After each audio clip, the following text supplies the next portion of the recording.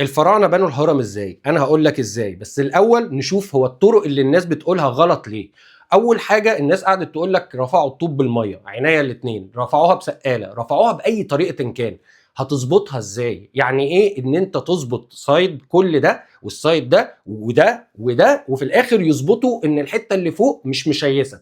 ده شبه مستحيل هندسيا، من غير مكن ومن غير اكويبمنت وليزر والكلام ده كله مستحيل، وانت عاوز تظبط 3 مليون طوبه، فده مستحيل المستحيل. طيب امال هم عملوها ازاي؟ تعال اقول لك.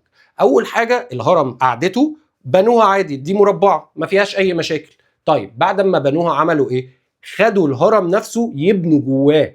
يعني ايه؟ يعني انا ببني مبنى لفوق اصلا، مش ببني هرم اصلا خالص، انا ببني مبنى لفوق، وبعد ما خلصته ابتدي انحته من الناحيه دي ومن الناحيه دي ومن الناحيه دي ومن الناحيه دي. النحت اسهل بكتير وهيبقى مظبوط 100%. ليه؟ لان هم بينحتوا بحبال وبيحددوا بيها، فالغلط هيبقى صغير جدا، اخره 20 سم في الهرم كله 30 سم، تتعمل. طب هل الطريقه الهندسيه دي موجوده اصلا؟ موجوده، ما الرومان كانوا بيستخدموها ازاي؟ كل العواميد والحاجات دي كانوا بيجيب لك حاجه كبيره بيغطيها كامله ويبتدي يفرغها. فقصه التفريغ دي اسهل بالنسبه للبنى. ممكن تكون هي صعبه جدا، ان انا هحتاج طوب اكتر وهحتاج عمال اكتر وهحتاج كل ده اكتر، بس في نفس الوقت تتعمل. ليه؟ لانها دي الطريقه الوحيده اللي تقدر تخليك تبني هرم مش مشيس. اي طريقه تانية هيشيس 100%، ملهاش حل اصلا.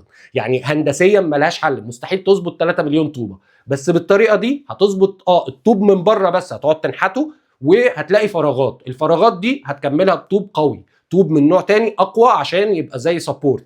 هل الطوب ده موجود؟ موجود في الهرم، موجود على كل سايد الطوب ده اللي محشور في النص ومتلون تلوين الهرم، بس فعليا هو موجود ونوعه مختلف، وتقدروا تتاكدوا من المعلومه دي. فدي الطريقه الوحيده اللي تبني بيها هرم. ادي الهرم يا باشا، عرفنا بيتبني ازاي. كده انا قلت لك معبد ابو سمبل الضوء بيجي على الملك وعلى اللي جنبيه ويرجع تاني عليه ازاي، وقلت لك الهرم بيتبني ازاي. احنا مصريين بجد والله. سلام عليكم.